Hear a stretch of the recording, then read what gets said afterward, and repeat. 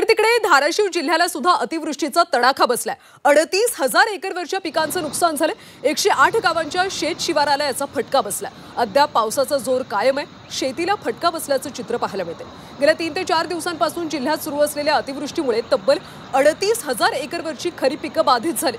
महसूल आणि कृषी विभागाने याबाबतचा प्राथमिक अहवाल सादर केला असून 108 गावांच्या शेत शिवाराला फटका बसल्याची माहिती आहे। जिल्हा प्रशासनाच्या अहवालानुसार 38,315 हेक्टरवरच्या पिकांचं मोठ्या प्रमाणात नुकसान झालं। दरम्यान अजूनही जिल्ह्यामध्ये पावसाचा जोर कायम असून परंडा तालुक्यातल्या अनेक शेतांमध्ये पाणी साचलंय। विशेषतः मिरचीच्या शेतामध्ये पाणी झाले। हतबल झालेल्या शेतकऱ्यांनी शासनाकडे तातडीने मदत करण्याची मागणी केली।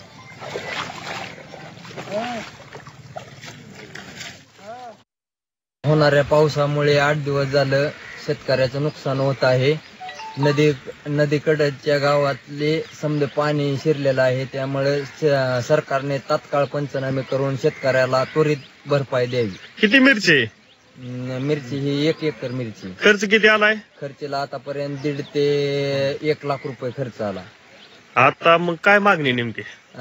सरकारने तात्काळ पंचनामे करून शेतकऱ्याला त्वरित मदत जाहीर करावी।